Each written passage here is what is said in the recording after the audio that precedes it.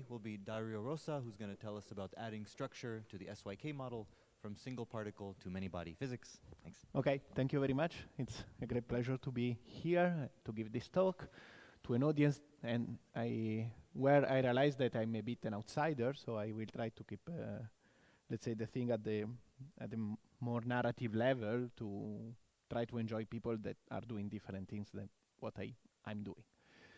So this is a bit of outline of a talk. We will start with talking about a very famous case study, which is Anderson localization and its generalization to the many-body setup called MBL. Then we will talk about some preliminaries that we need in order to discuss the rest of the talk, which will be about, we talk about a bit quantum chaos, scrambling, SYK. And then we will go to the main part of the talk, which is the SYK models when you move from the standard all-to-all case to SYK models that are based on graphs. And we will discuss a notion that I like to call the homeopathic many-bodiness that you can introduce in this set of models. And then finally, we'll discuss a recent framework that we try to introduce that we call the Levy SYK. Okay, so let's start and let's remember a few things about Anderson localization. So we know that the story, by the way, do we have? Yeah, okay. No, now I lost it. Because it's below. Okay, now it's clear. Okay, so we know that the story started with Anderson in 1958 that studying this kind of Hamiltonian, a disordered single particle Hamiltonian in which we have particles that are hopping on a lattice, 1D, 2D, 3D, through a disordered potential. W is the, let's say, the strength of the disorder, and epsilon I are random variables extracted from a distribution, typically the constant one.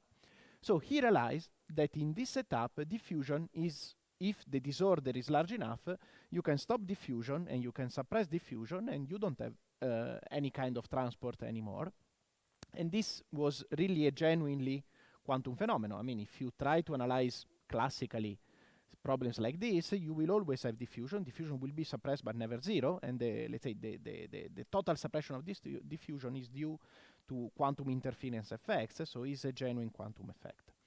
And this has been, let's say, this kind of physics that went to, finally to a Nobel Prize, has been well established both numerically and analytically. Here is an example from a but recent paper by Lev Vidmar and collaborators about the 3D Anderson model, in which a numerical analysis for very large sizes in the 3D show that you have a critical disorder and all the curves match, let's say, intersect very neatly in a single point. So this is the critical point. You can do many analyses, RG analysis.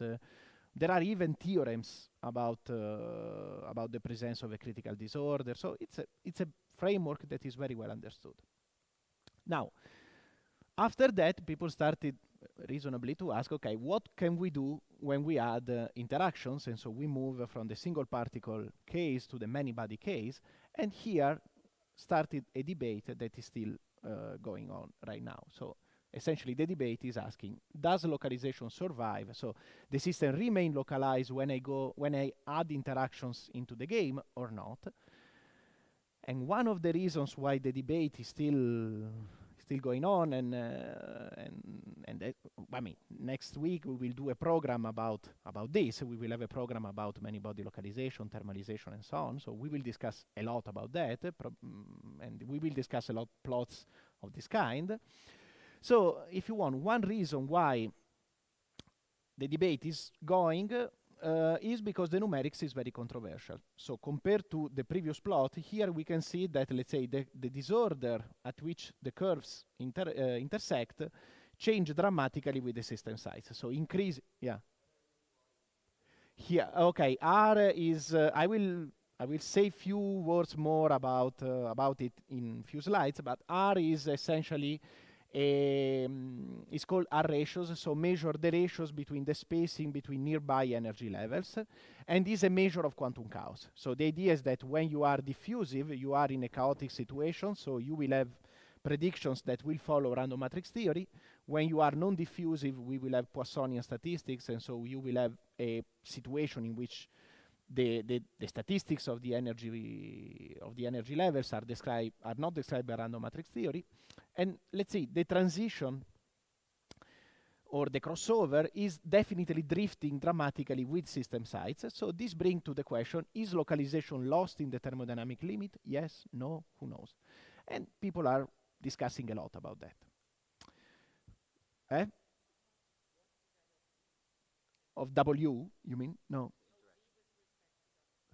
V, I think, is fixed to some value, probably 1. I don't know exactly for this plot what is the value of V, but let's say the idea is that you pick a certain value of V, whatever it is, and then you play with the disorder strength. So the variable that you are playing of is the disorder strength. So you fix the opening, you fix the V, and you play with the disorder strength. Of course, if you have a larger V, all the disorder strength will be moved to larger values, but the physics will remain more or less the same.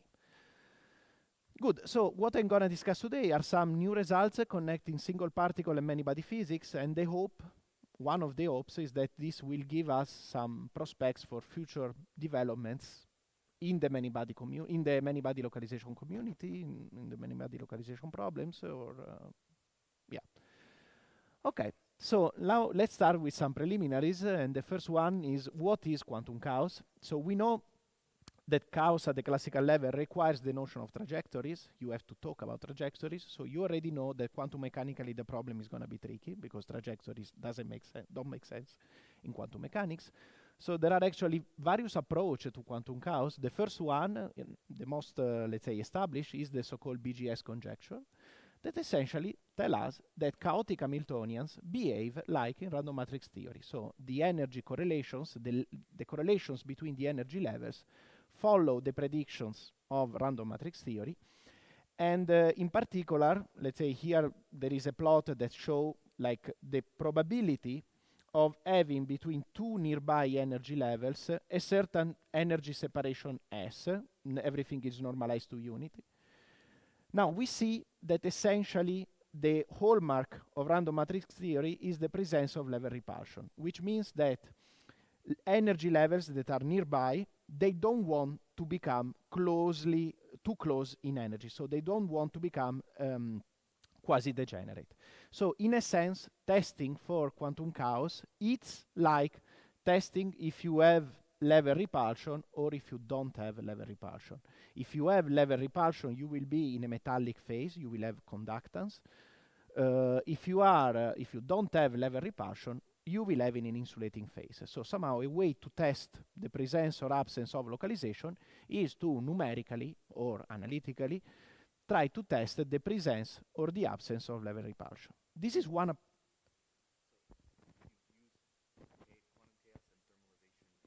Yes. Yes, yes, yes, yes, absolutely. Okay, however, there are also other approaches that historically came out mostly from the high energy community, but then they became widespread also in more, let's say, quantum many-body physics community. And one of these ideas is the notion of operator scrambling, which is the notion that simple operators, under time evolution, if they are in a chaotic Hamiltonian, they will evolve into multi-particle non-local operators. So this is the idea that by time evolution, you start from local operators, and these operators become highly non-local. So this is essentially what you get. You start with, for example, an annihilation operator for a fermion at the position I. You time evolve it in Heisenberg evolution, and by time evolution, you start to have a configuration like this, in which you have a superposition of many operators on all the possible sites in the lattice, but then and these are, let's say, called sites 1 operators, because they can be described in terms of a single annihilation operators. But then you start to have also sites 2 operators, so operators that to be described require 2 fermionic operators, sites 3, and so on.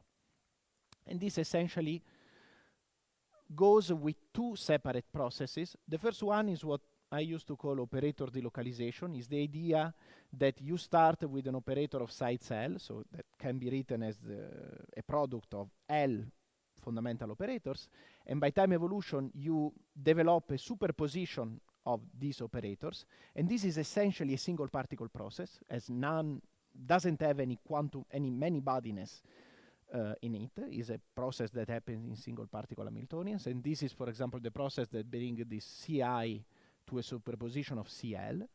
And then there is the notion of operator grow, in which you start from an operator of size L, and by time evolution you start to develop components that have larger sizes.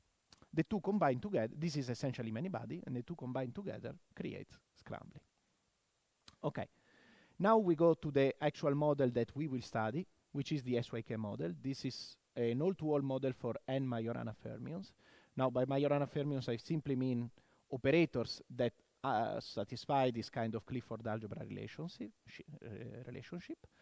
They can be built as linear combinations of a creation and annihilation operator for fermions. They are just much more convenient because the algebra is way more convenient.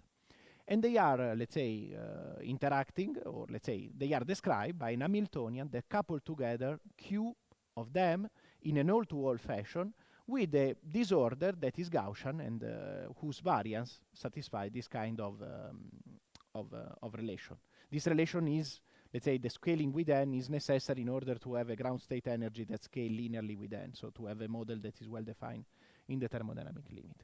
Now, essentially the model is nice because thanks to the all-to-all property, to the fact that every Majorana is interacting with every other Majorana, the model is essentially mean field exact, so can be solved to a certain extent in the large n limit. And here we have Tobias that is an expert in doing this kind of analytical.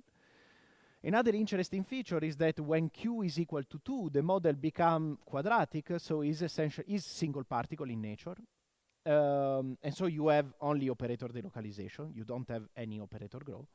When Q is equal to 4, the model becomes Q equal to 4 or higher, but let's say Q equal to 4, the model becomes highly interacting, and so become many-body in nature. And so we can say that somehow the SYK is nice because it's a sort of harmonic oscillator for quantum many-body physics and for interacting many-body physics. What I want to propose today is to deform a little bit this model and to introduce a sort of graph geometry into the game. Let's see how it works. So let's start with the all-to-all case, and let's start with the quadratic case. This can be thought as defined on a complete graph, because so let's assume that each dot is a Majorana. We have that each Majorana is interacting with any other Majorana, so it defines for us a complete graph. And so the recipe is essentially that we take the adjacency matrix for this graph, we randomize it, and this becomes our coupling matrix, and we build the Hamiltonian out of that. So we can, let's say, generalize this game by replacing this complete graph with other graphs and see how the physics of the model is influenced by the geometry of the graph. So the main game that we want to play is to see how the geometry of this graph goes to influence the physics of this game. However, remember, this is essentially a single particle problem because it's quadratic. So we can also think, we need to think how to introduce many-body features into the game, and let's see how to do it. And another question that will be very interesting is, can we escape from chaos and thermalization by tuning the geometry? So can we, let's say, make a model non-diffusive by simply tuning the geometry and changing the geometry of the underlying graph? Good. So this is a question that we started to address almost the paper is older, but was published only last year, in which what we did was the following. We took a set of quadratic SYK models defined on graphs with the recipe that I gave before, and we introduced a single interaction term, and we tried to see how the many-body physics emerge from a single particle problem plus a little bit of interactions, and to disentangle, let's say, the single particle origin from the many-body effects and see how the single particle physics affect the many-body physics. Let's see a bit the process. So we define a set of single particle SYK models. So we used to generate our graphs among various recipes. We used the so-called Watts-Strogatz recipe, in which essentially you start from a K next to nearest neighbor graph, in which each Majorana is interacting only with the, for example, if you take K equal to 2, only with the nearest neighbors Majoranas and the next two nearest neighbors.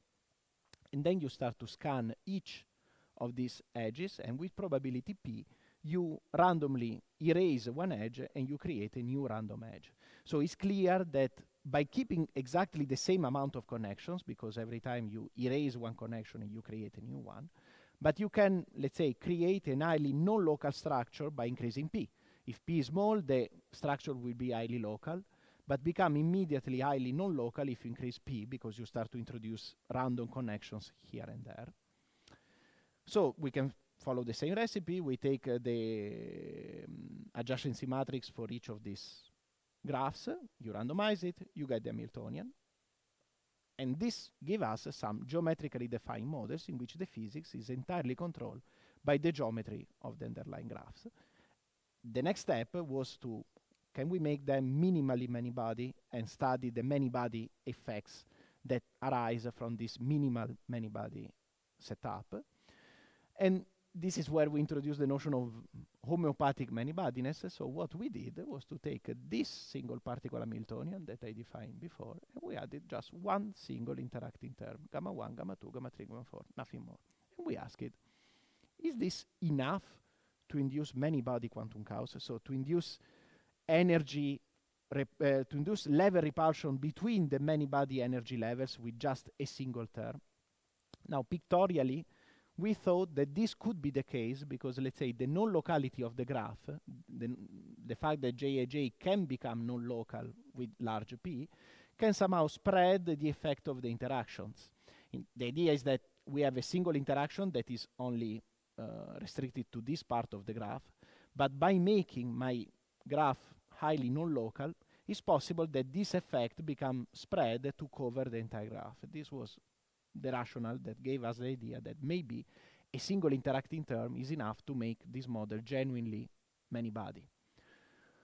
We did the numerical analysis because we couldn't do anything more, and these are the results. So these are, again, the ratios between nearby energy levels. So it's a measure of level repulsion for the many-body energy levels. And we saw that indeed, when the probability of rewiring is very small, the energy levels are, the correlations are very far away from the expected GUE value, which is here. But by increasing the probability of rewiring, we have at least a crossover that goes, for larger system size, to the chaotic case. So we see that by increasing P, you can induce chaotic behavior among the many-body energy levels with just one single interaction term. Here, a bit more technical, we did a data collapse for the results that I posted here.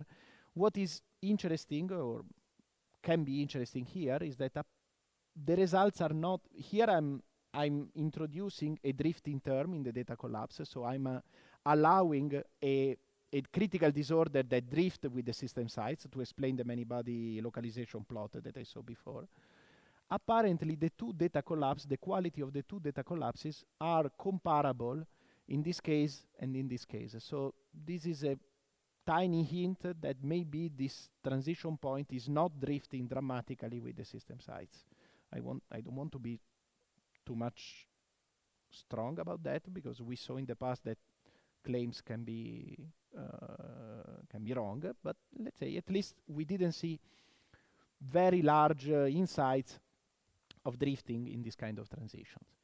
So this shows us that by tuning the single particle physics, you can induce a genuine many-body physics by a single interaction. And somehow, I think for the first time, we saw a transition that was only driven by the geometry. There was not any change in the disorder strength. The disorder strength was fixed. Just the geometry of the underlying graph was enough to induce a transition. So it was a transition that was entirely driven by single particle effects and by geometry. Please. P equal 1, I think, sorry, P equal to 0, I think probably to a certain extent, maybe yes, because it's a sort of Anderson model. No, it's a Dyson model, it's not an Anderson model. No, and neither this is the regular SYK because it's never all-to-all. Become very, let's say, non-local, but it's never all-to-all because the number of connections doesn't grow.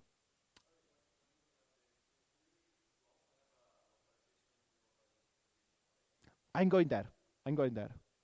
So if you want in this slide, no, wait, sorry. No, okay, so go with your question.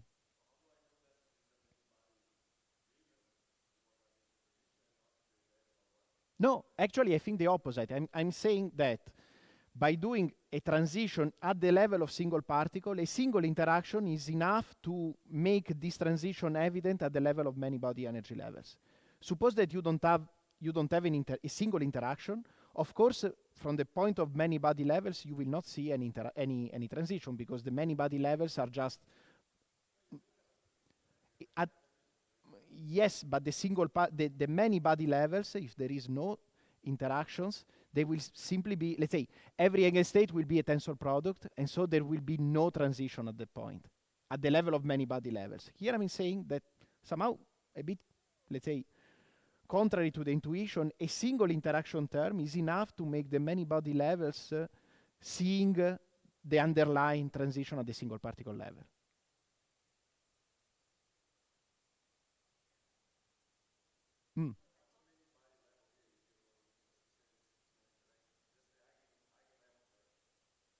Yeah, but here these are many body levels. So the many body levels, if you suppose that you take an Anderson model and you decide to go to the n, let's say you decide to go to put, let's say, n fermions over and to study the levels of these n fermions, they will not repel because you are summing n energy levels and they will not repel. You will see the repulsion if you take only the single particle energy levels, but the many body will not see.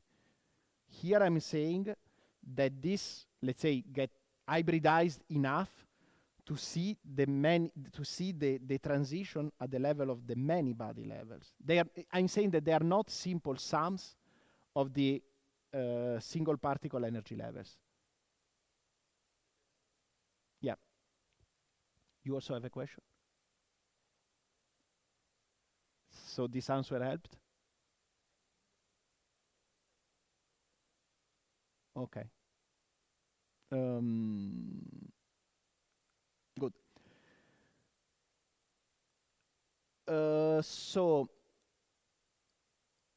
here is, let's say, a possible discussion between, let's say, why this could be good for MBL. Well, the idea is that I believe that this kind of setup in which you add interactions homeopathically, so to say, could be good for setting the minimal setup for MBL, in the sense we can maybe start to add interactions because the drifting looks absent. So it looks that the localized phase here is stable against increasing the system sizes, doesn't drift. So this could serve to set, let's say, the minimal bound for the existence of MBL. Like you start to introduce 1 interactions, 2 interactions, 3 interactions, or maybe a scaling with the system size dimension of interactions, and you try to see what is the minimum, let's say the maximum level of the interactions that you can introduce before starting to see this drifting on the critical disorder. This was, let's say, the idea. So maybe this homeopathic setup can serve to, let's say, to describe the minimal, let's say, the bare minimum to have MBL and don't spoil and don't introduce this drifting that is observed numerically. Yeah.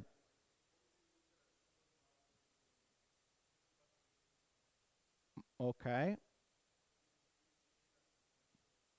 I don't think so. Because if the levels, if the eigenstates were just tensor products of eigenstates, you will not see any transition here. You will remain always in this setup because you will never see level repulsion. If you sum an extensive number of random energies, or let's say, or of correlated energy, the sum will become Poissonian, will become uncorrelated. Exactly. So you have a transition, but you cannot see this transition if you sum an extensive numbers of these numbers. Exactly. If you have non-interacting particles, just by summing, just by putting, when you put many energy levels, the sum will behave like an uncorrelated numbers. Okay.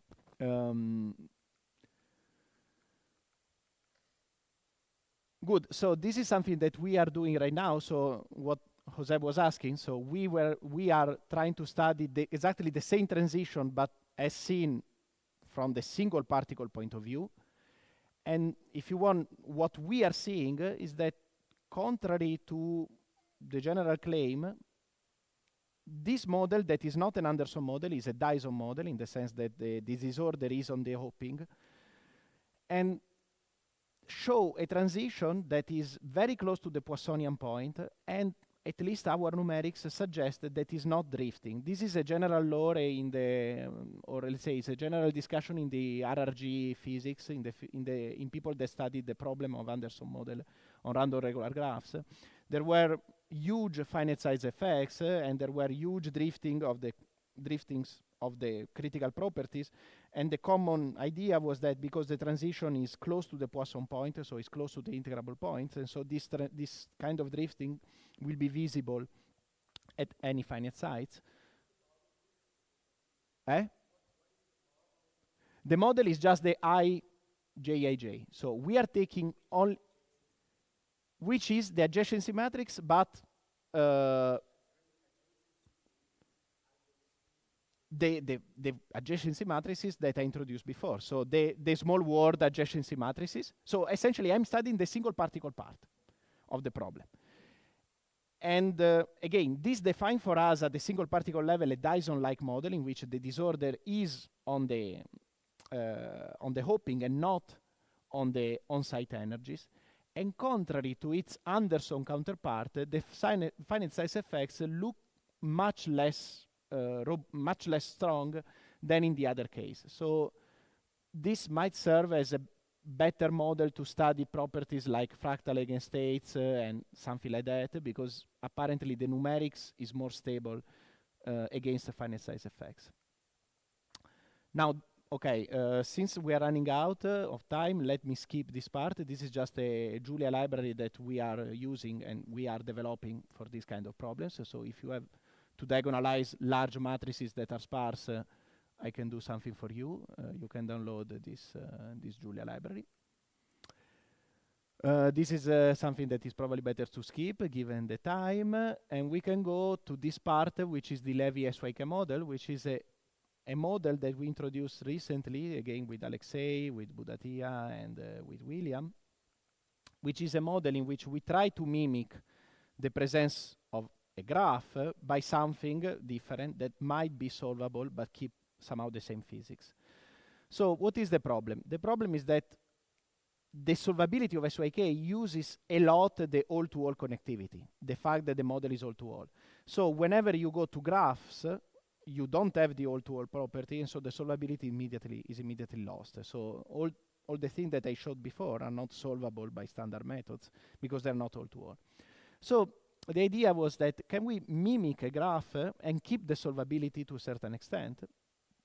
And looking around, we decided that probably Levy random variables can serve for us. Why? Because they are distributions that are similar but different, very different from a Gaussian distribution, and they are characterized by fat tails.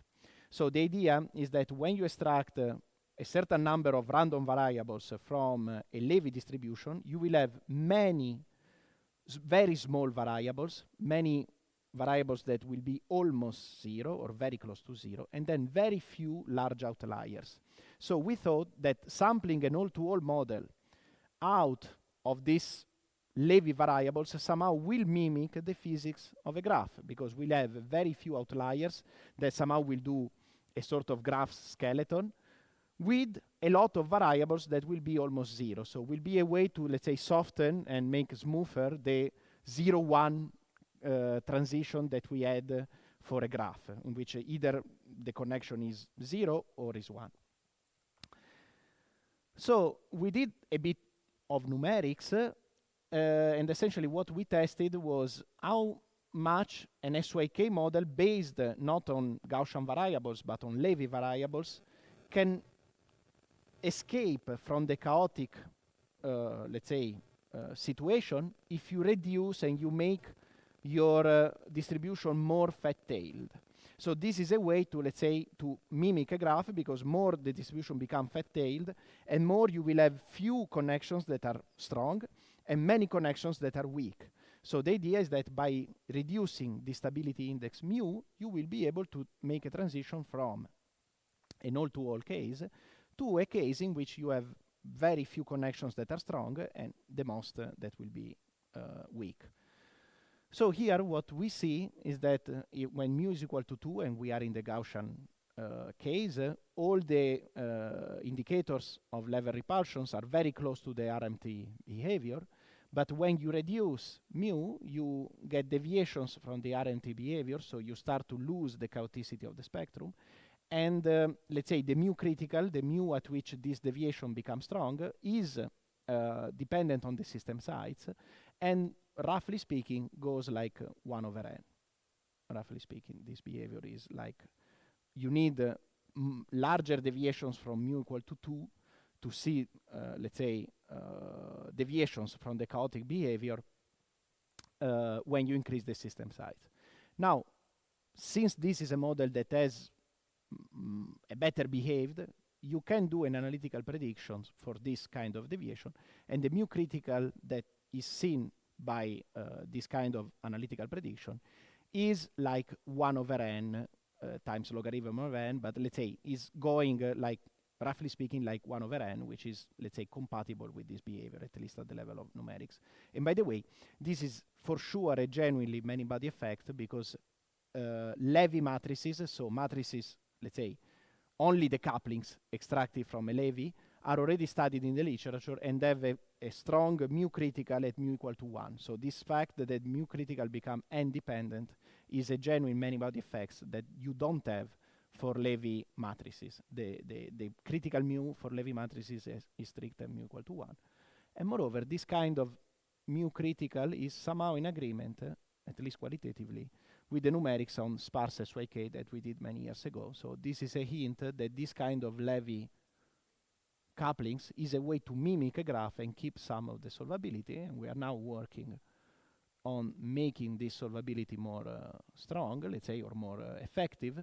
The problem is that Levy variables have diverging variances, so you cannot use the standard methods for SYK to solve them, because you cannot use the, let's say, the second momentum of the distribution, because the second momentum is not defined. However, we found that a possible solution could be given by the fact that a Levy variable can be written as a correlated sum of infinitely many Gaussian variables. So the idea is that you can use this representation to export the analytical tools that you have for standard SYK to this setup, and the hope is that we will be able to develop tools that have been developed by Altland and Tobias, for example, for standard SYK to this setup, and study, let's say, analytically this model to a larger extent. Okay, let's stop. So, and then there will be many discussions, I think. So, yeah, the debates are endless, and this is an example, but good. So the idea is that we are introducing an SYK with additional structures, and we hope that this will help us to maybe say something about MBL. And the idea is that this Levy disorder approach will give us a new analytical tool for this set of models that right now don't have an analytical tool. I stop here. Okay. Thank you.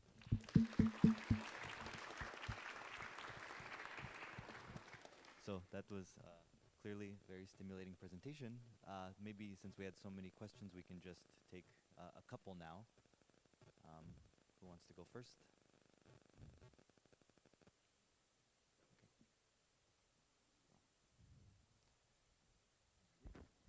Okay, just a quick one.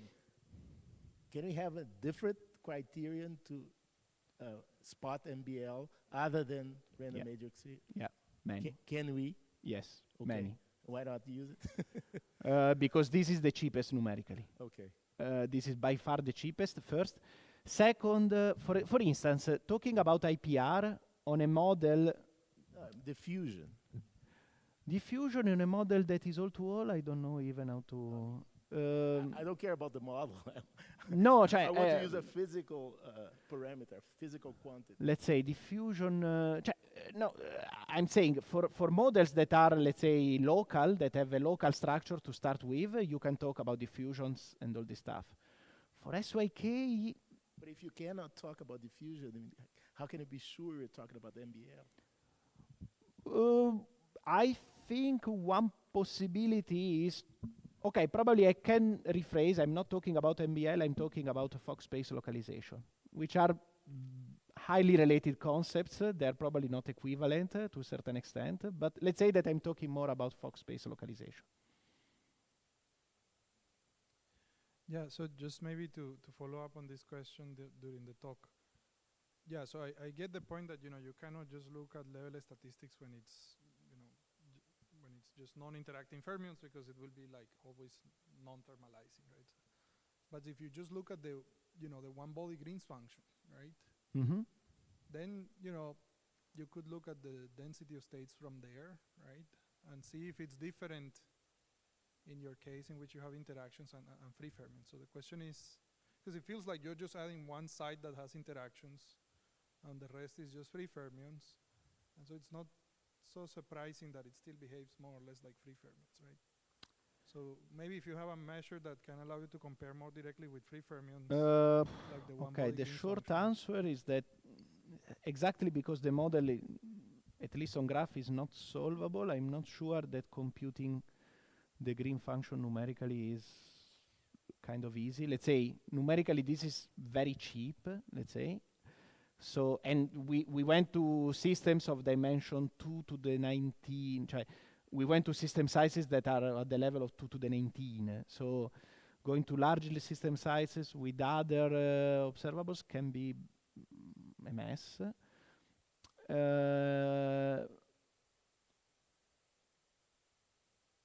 Now, let's say that this was a sort of first step.